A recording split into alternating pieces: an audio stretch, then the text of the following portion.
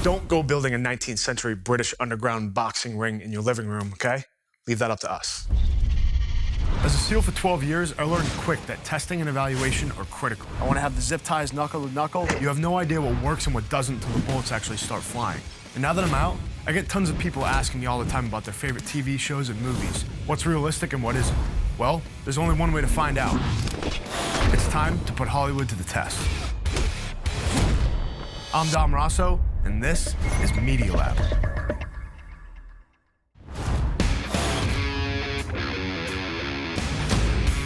Hey guys, welcome to this episode of Media Lab.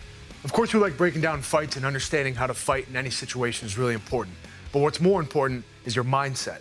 And we're gonna see what happens when you apply the right mindset, and we're gonna see what happens in this scene right here from Taken when you apply the wrong mindset. You're going into Paris? Oui. You know, taxi here are so damn expensive. Want to share? Yeah. Okay, Sure. perfect. Nice. Thanks. Nice address. Oh, yeah, thanks.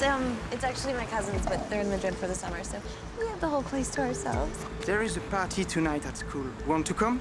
Sure, yeah. Your apartment? It's the whole 5th floor, Hoffman. Okay, see you tonight. Okay, bye. Bye. Bye. Yeah, 9 rue de la Pompe, 5th floor. 2 girls around 18. All right, so we see that scene from Taken when the girls get overseas, and it's a classic example of not using the proper mindset of visualizing the bad things that can happen to them when they get there. So they get in, they give their information and their location to somebody that they don't even know. Bad mistake, right? The best thing they could have done is prepared properly, visualize what could have happened to them, and then prepared to do the right thing. So what I want to show you is not only can mindset help you get out of situations, but it can also help you win fights. And we're going to watch that right here with one of my favorite scenes from Sherlock Holmes. We ain't done yet. I can watch the scene over and over again because the cyclic behavior that he goes through here and the visualizations, it's exactly what I do before I actually attack a target. Distract target. He's already identified if I throw a distraction and it's a good tool to bring in from his environment, he's already going to act on how he knows his target's going to react. Dazed. Will attempt wild haymaker. Employ elbow block. He's going through this in slow motion, and that's what happens when you start visualizing your attack. You start breaking it down by every single detail that can happen, and the more that you can do that, the more of effect you're going to have when you actually have to apply them for real. Traumatize solar plexus. Dislocate jaw entirely. Heel kick to diaphragm. In summary, ears ringing, jaw fractured, 3 ribs cracked, 4 broken, diaphragm hemorrhaging. Physical recovery, 6 weeks. Full psychological recovery, 6 months. All right, guys, I've got Dylan here, and he's going to help me talk through some of the specifics of the actual martial art that they're using. And I've got my boy Tanner here, which actually fits the profile of the opponent in this, so it helps visualize the height difference, the targeting areas, and everything that we have to apply to this. So the first thing that we want to break down is the fact that he visualizes winning this attack, as opposed to the scene that we just saw in Taken. When they don't visualize and don't prepare, it can turn out really bad. So this one, he obviously is using his environment. He's already visualizing what he's going to do. He's walking over, he's seeing, he's like, okay, I've got something in my environment I can use. He tosses it out, he gets that flinch response, and then he moves into all these martial arts moves, and Dylan's going to talk through that a little bit. All right, so the martial art we see here in this movie is called Wing Chun Kung Fu. Wing Chun was designed by a woman. Being that women were smaller than men, they had to use every advantage as possible to defeat the bad guy. And right here, what we have is big biscuit-eating bad boy and little Tasmanian devil. The first thing we see is he throws that blind jab.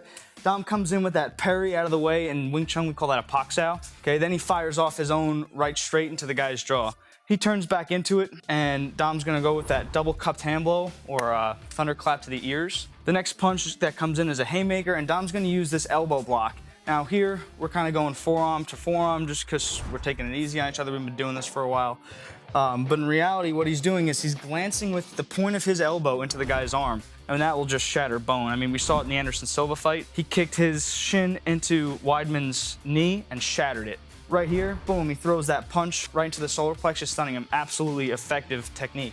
The other punch comes in, Dom turns his body and throws that elbow, just kind of a quick shot just to get him to jerk his head back. And the next technique we see is very, very specific to Wing Chun, and it's called a straight blast. And all he's gonna do is, with linear attacks, he's gonna throw these straight punches straight up. He hits the face, then he works down the body, and then he goes right back up top, and he finishes with that push kick right into the guy's gut. Boom.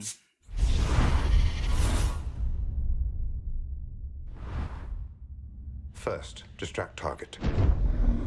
Then block his blind jab. Counter with cross to left cheek.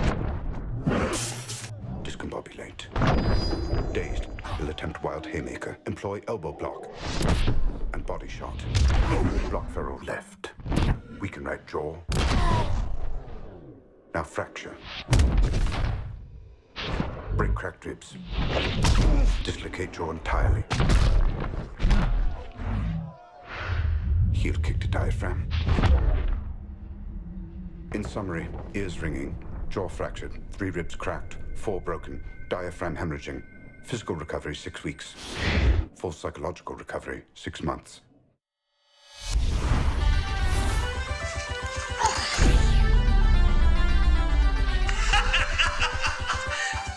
All right, guys, every scene we break down is always fun, but this one specifically we had a lot of fun with. Of course, I get to beat up on Tanner, but I think we learned a lot about mindset. I had a lot of fun doing it. Tanner, how did you feel about that? I had a great time, gave me time to visualize. Now it's my turn. Well, who knows what's gonna happen after we shut off the camera, but that's to be determined. But appreciate Dylan. Thanks for breaking all that stuff down. So we got a couple of questions to answer. We're gonna get to that next. All right, guys, back to the questions you guys have been sending in. The first one up on the board is, how important is mindset when you're carrying concealed?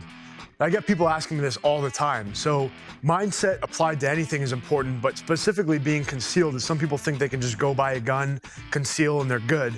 And while that's a good step in the right direction, you've got to apply the right training. And the first part of that is mindset. Next question. Dom, how realistic is it to break a bottle over someone's head? Well, it's not a bad improvised weapon, but what ends up happening is that if you grab a beer bottle in the environment, the first time you strike with it, the whole bottle goes away and then you're left with this little nub.